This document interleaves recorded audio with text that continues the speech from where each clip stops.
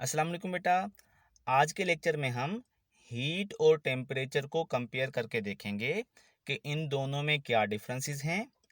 इसके अलावा टेम्परेचर से रिलेटेड कुछ कॉन्सेप्ट हैं जिनको एक्सप्लेन करेंगे और फाइनली हम ज़ीरोथ लॉ ऑफ थर्मोडायनेमिक्स को भी डिस्कस करेंगे। तो सबसे पहले हम हीट और टेम्परेचर को कंपेयर करते हैं। बेटा इसके लिए हम एक तरफ हीट लिखते हैं और दूसरी तरफ हम टेम्परेचर लिख लेते हैं और इन दोनों के दरमियान में हम एक लाइन निकाल लेते हैं ताकि कंपैरिजन में आसानी रहे। तो अब हम कंपैरिजन स्टार्ट करते हैं। Heat is a form of energy which is transferred between a system and it's surroundings is a result of temperature difference only. जैसा कि हमने लास्ट लेक्चर में देखा था कि हीट एनर्जी का वो किस्म है जो हार्ट से कोल्ड बॉडी की तरफ या सिस्टम से सराउंडिंग की तरफ मूव करती है टेम्परेचर के फ़र्क की वजह से। ठीक है, तो ये बात तो हमें ऑलरेडी क्लियर है। तो अब हम टेम्परेचर को भी देखते हैं कि it is the degree of hardness और कोल्डनेस ऑफ एन ऑब्जेक्ट। किसी बॉडी के अंदर हार्डनेस या कोल्डनेस की डिग्री क्या है, या आप ऐसे बोलो कि हाउ हॉट और कोल्ड एन ऑब्जेक्ट इज़, कि कोई ऑब्जेक्ट कितना गर्म या ठंडा है, हम इस बात को इसका टेम्परेचर बोलते हैं। ठीक है, तो डिग्री ऑफ हार्डनेस और कोल्डनेस इज कॉल्ड टेम्परेचर, और वो एनर्जी जो ट्रांसफर हो टेम्परेचर डिफरेंस की वजह से वो हीट। ठीक है, आगे चलते हैं। Heat content of a body is the total molecular energy. किसी भी बॉडी का जो हीट कंटेंट है वो उसकी टोटल मॉलिक्यूलर एनर्जी को बोलते हैं। जबकि जो टेम्परेचर होता है it refers to the average translational kinetic energy. Average translational kinetic energy temperature, और टोटल मॉलिक्यूलर एनर्जी जो है ये क्या हो गया, हीट कंटेंट। अब इसको हम एक एग्जांपल के ज़रिए समझते हैं। बेटा आप सपोज करो कि हमारे पास एक सिस्टम है जिसके अंदर 4 मॉलिक्यूल हैं। हर मॉलिक्यूल की एनर्जी 5-5 है, यानी कि ऐसे मॉलिक्यूल कितने हैं, 4, 1 2 3 4, और हर मॉलिक्यूल की एनर्जी 5 है। तो टोटल कितनी हो जाएगी, 20। तो ये जो टोटल मॉलिक्यूलर एनर्जी है इसको हम हीट कंटेंट बोलते हैं। ठीक है, पर टेम्परेचर को निकालने के लिए हमें इसका एवरेज निकालना पड़ेगा, और एवरेज के लिए हम क्या करेंगे कि ये 4 पार्टिकल हैं तो टोटल को 4 से डिवाइड कर देंगे। तो बेटा ये क्या हो जाएगा, 20/4 = 5। ठीक है, तो ये जो 5 है ये एवरेज ट्रांसलेशनल काइनेटिक एनर्जी है, इसको हम टेम्परेचर बोलेंगे। और ये जो 20 है ये टोटल मॉलिक्यूलर एनर्जी है, इसको हम हीट कंटेंट बोलेंगे। ठीक हो गया। फर्दर आपको ये पता है कि हीट क्योंकि एनर्जी है तो इसको एनर्जी के यूनिट्स में मेजर किया जाता है, यानी जूल में, इलेक्ट्रॉन वोल्ट में, बीटीयू में, अर्ग में, कैलोरी में, और भी जितने भी एनर्जी के यूनिट्स हैं हम हीट को इसमें मेजर कर सकते हैं। एसआई यूनिट जो है वो जूल है, और बाकी ये जो हैं ये नॉन एसआई यूनिट हैं। जबकि जो टेम्परेचर है इसको आमतौर पर हम सेंटीग्रेड या फ़ारेनहाइट में मेजर करते हैं, और इसका जो एसआई यूनिट है ये केल्विन है। इसका एक और भी यूनिट है जिसको हम रैंकिन बोलते हैं। समझ में आ गया। तो ये हीट और टेम्परेचर के यूनिट्स हैं। इसके अलावा हमें पता है कि हीट को हम कैलोरी मीटर के ज़रिए मेजर करते हैं, और टेम्परेचर को हम थर्मोमीटर के ज़रिए मेजर करते हैं। हीट जो है ये जो है ये फंडामेंटल क्वांटिटी नहीं है, और टेम्परेचर जो है ये फंडामेंटल क्वांटिटी है। एसआई सिस्टम में आपने देखा होगा कि 7 फंडामेंटल क्वांटिटीज़ जो हैं वो क्या हैं, उनमें एक टेम्परेचर भी है, और जो हीट है ये उनमें नहीं आती। इसी वजह से हम टेम्परेचर के यूनिट्स को फंडामेंटल यूनिट्स बोलेंगे, जबकि हीट के यूनिट्स को हम डिराइव्ड यूनिट्स बोलेंगे। ठीक है, क्योंकि फिजिक्स में जो एनर्जी या हीट है ये डिराइव्ड क्वांटिटी है।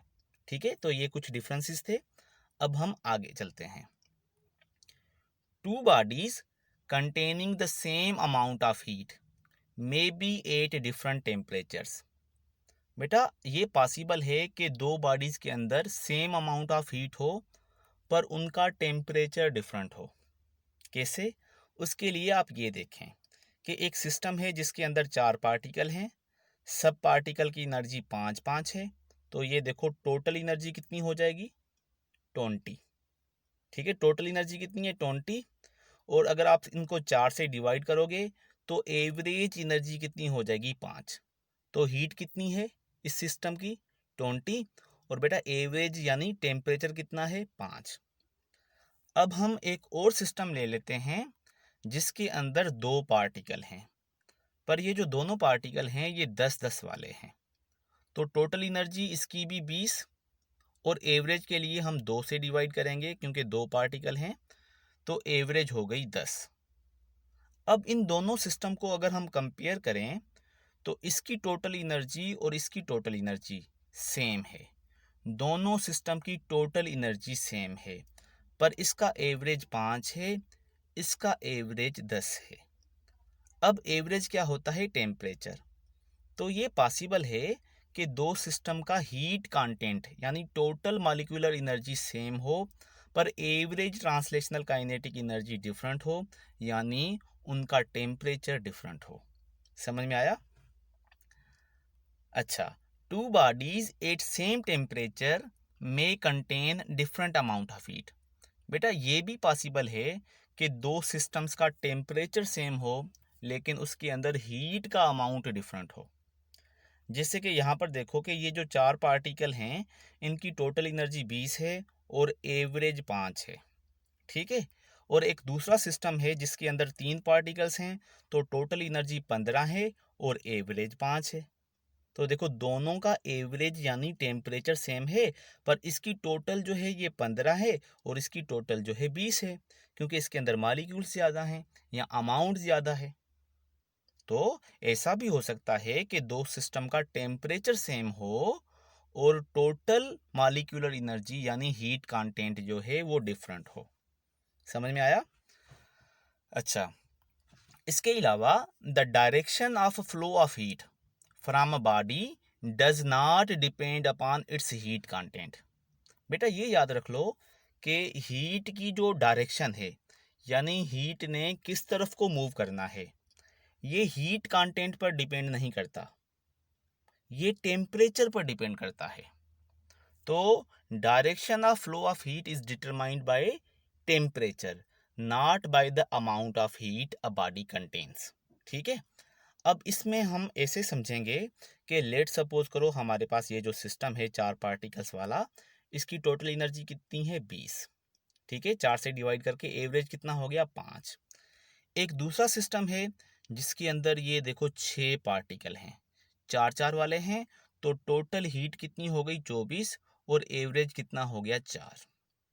ठीक है, अब अगर मैं आपसे पूछूं कि हीट इधर से इधर को जाएगी या इधर से इधर को जाएगी, तो देखो इसकी जो टोटल हीट कंटेंट है ये है 20 और इसका हीट कंटेंट है 24। तो अगर हम हीट कंटेंट के हिसाब से देखें तो इस तरफ हीट कंटेंट ज़्यादा है, तो आपको मे बी लगे कि हीट जो है वो इधर से इधर को ट्रांसफ़र होगी क्योंकि हीट कंटेंट इस तरफ ज़्यादा है। पर बेटा जो हीट ट्रांसफ़र होती है उसकी डायरेक्शन हीट कंटेंट के हिसाब से नहीं होती। इवन दो इसके अंदर हीट कंटेंट ज़्यादा है पर हीट इधर से इधर को नहीं आएगी क्योंकि टेम्परेचर इसका ज़्यादा है। इसका टेम्परेचर देखो 5 और इसका एवरेज देखो 4। ठीक है, तो टेम्परेचर इसका ज़्यादा है तो हीट ने इधर से इधर को मूव करना है। इवन दो इसका हीट कंटेंट भली कम है, ठीक है, पर टेम्परेचर क्योंकि ज़्यादा है तो heat always flow from high temperature to low temperature, not from high heat content to low heat content. समझ में आ गया? तो यहाँ पर इवन दो हीट ज़्यादा है पर टेम्परेचर कम क्यों है? क्योंकि बेटा इसके जो मॉलिक्यूल हैं ये कम एनर्जी वाले हैं, ये स्लोली स्लोली मूव कर रहे हैं।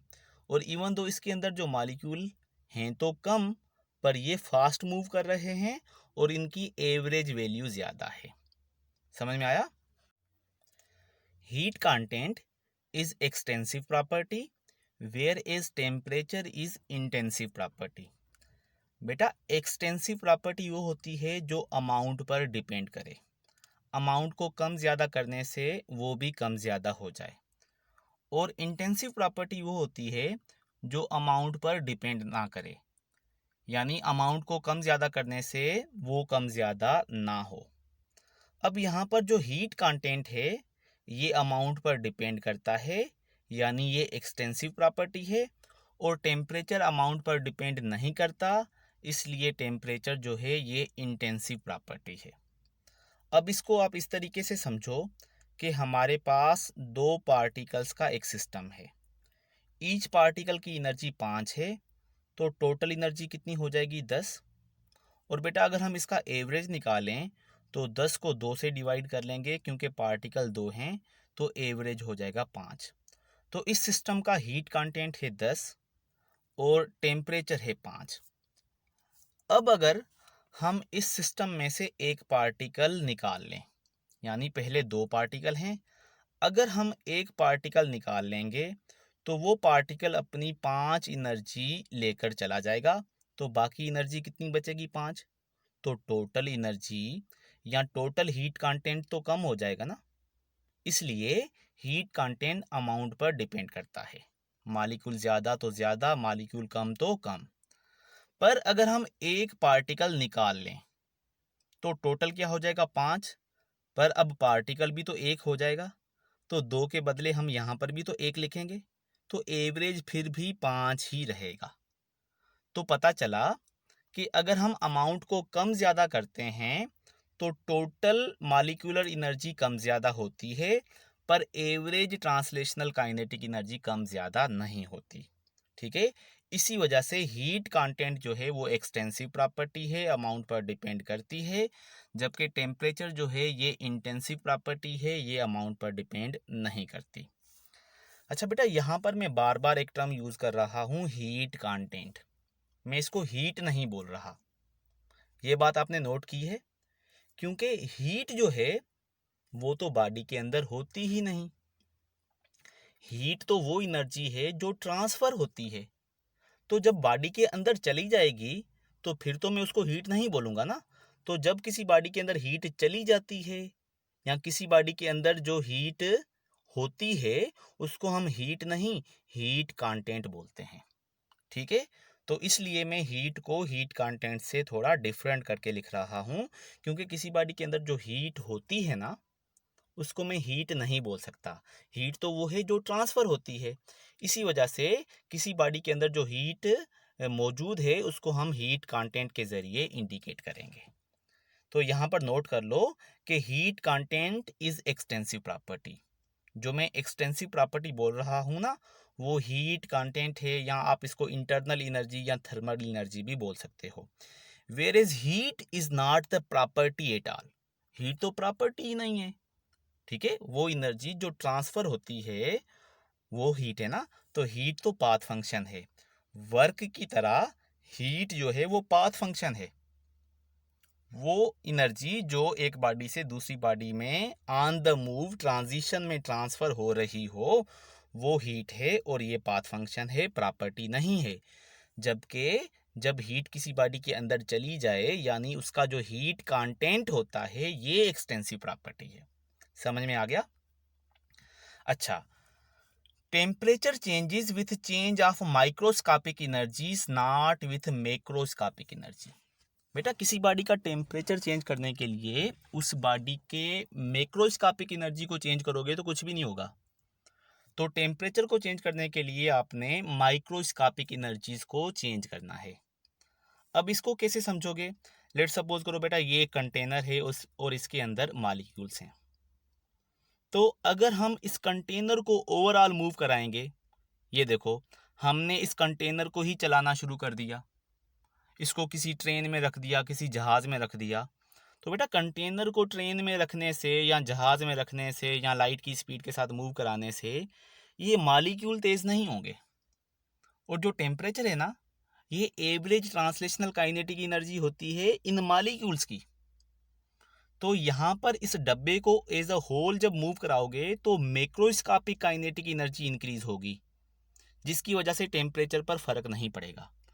अगर आपने टेम्परेचर को कम ज़्यादा करना है तो फिर इन छोटे मॉलिक्यूल्स को तेज़ करना पड़ेगा। और मॉलिक्यूल को तेज़ करने के लिए हम क्या करेंगे, नीचे से या तो हीट देंगे या तो हम सिस्टम पर वर्क करेंगे, जैसे हम थर्मोडायनेमिक्स में करते हैं। तो बेटा ये याद कर लो कि टेम्परेचर जो है ये माइक्रोस्कोपिक एनर्जीज की वजह से चेंज होता है, मैक्रोस्कोपिक एनर्जी की वजह से नहीं। माइक्रोस्कोपिक का मतलब है जो रिलेटेड हों विथ मॉलिक्यूल्स, ठीक है, और जो पूरे डब्बे की हों उसको हम क्या बोलेंगे, मैक्रोस्कोपिक। अच्छा, अब यहाँ पर देखो हमारे पास एक बॉडी है ए, ठीक है, जिसका टेम्परेचर क्या है 80 डिग्री सेंटीग्रेड, और ये हमें हॉट लगती है। अगर किसी बॉडी को हम 80 डिग्री सेंटीग्रेड पर टच करेंगे तो हमारे हाथ को ये गर्म लगती है। और इसी तरीके से हमारे पास एक दूसरी बॉडी है बी, जो 10 डिग्री सेंटीग्रेड पर है, तो ये हमें ठंडी लगती है। तो हमें ऑब्जेक्ट ठंडे और गर्म क्यों लगते हैं, अब हम ये बात समझेंगे। तो देखो बेटा, ह्यूमन बॉडी जो है उसका जो नॉर्मल टेम्परेचर है वो 37 डिग्री सेंटीग्रेड होता है, ठीक है। तो जब हम अपनी बॉडी के टेम्परेचर से ज़्यादा टेम्परेचर वाली बॉडी को टच करते हैं, जैसे ये ऑब्जेक्ट जो है ए 80 डिग्री सेंटीग्रेड है, तो क्या होता है, इस बॉडी का टेम्परेचर क्योंकि ज़्यादा है तो इस बॉडी की हीट हमारे हाथ की तरफ ट्रांसफ़र होती है। तो हीट जब हमारे हाथ की तरफ आएगी तो हमारी जो एवरेज एनर्जी है वो इंक्रीज़ हो जाएगी और हमें हार्टनेस फील होगी, ठीक है। हीट इस तरफ से ट्रांसफ़र होगी तो ये ऑब्जेक्ट ठंडा होता जाएगा और हमारा हाथ जो है वो गर्म होता जाएगा, ठीक है। इसी तरीके से जब हम अपनी बॉडी टेम्परेचर से ठंडे ऑब्जेक्ट को टच करते हैं तो फिर हमारी हीट उसकी तरफ जाती है। ये देखो, हमारी बॉडी की हीट, क्योंकि हमारा हाथ गर्म है तो हाथ की हीट उस तरफ चली गई, तो जब हमारे हाथ की हीट उस तरफ गई तो हमारी हीट कम हो गई, इसलिए हम ठंड फील करते हैं। तो किसी बात को ठंडा या गर्म फील करना इस बात पर डिपेंड करता है कि ऑब्जेक्ट की हीट हमारी तरफ आती है या हमारी हीट ऑब्जेक्ट की तरफ जाती है। अगर किसी ऑब्जेक्ट में से हीट हमारे हाथ में आएगी तो हम हार्ट फील करेंगे, और अगर हमारी बॉडी की हीट ऑब्जेक्ट की तरफ जाती है तो फिर हम ठंडा फील करेंगे क्योंकि हमारी हीट कम हो जाती है। ठीक हो गया, यानी ए केस में heat flows from A to your hand, A to your hand, क्योंकि ए 80 डिग्री सेंटीग्रेड पर है इसलिए हमें हॉट लगता है क्योंकि हीट हमारी तरफ आई। और बी केस में heat flows from your hand to B, क्योंकि आपका हाथ 37 पर है और बी 10 पर है, तो आपके हाथ में से जब हीट निकल गई तो हीट कम हो गई, इसलिए आपने क्या फील किया, कोल्ड फील किया, ठीक है।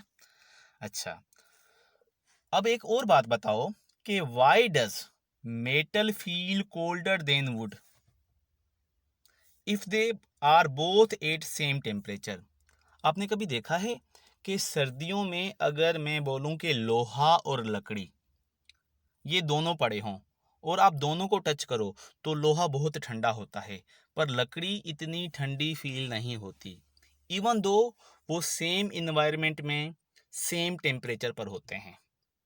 तो जब दोनों का टेम्परेचर सेम है तो फिर मेटल या लोहा ज़्यादा ठंडा क्यों फील होता है और लकड़ी इतनी ठंडी क्यों नहीं फील होती।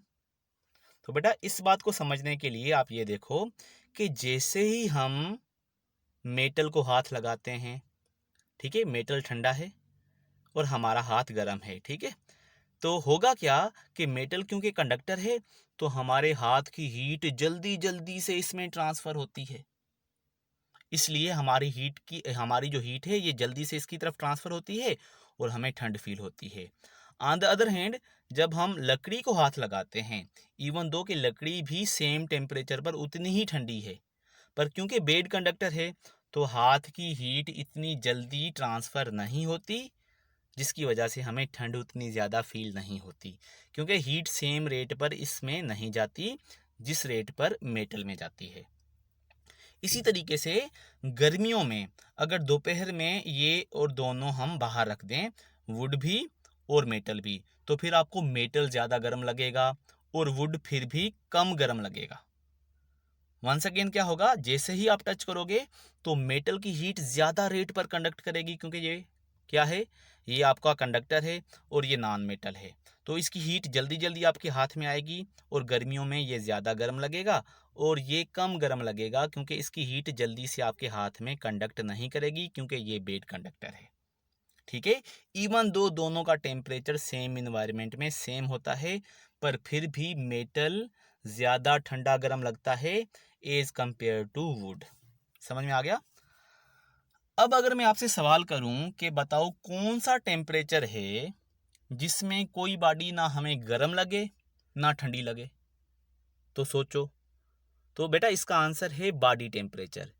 यानी अगर कोई बॉडी या ऑब्जेक्ट 37 डिग्री सेंटीग्रेड पर होगा तो उसको जब आप टच करोगे तो वो आपको ना ठंडा लगेगा ना गर्म लगेगा।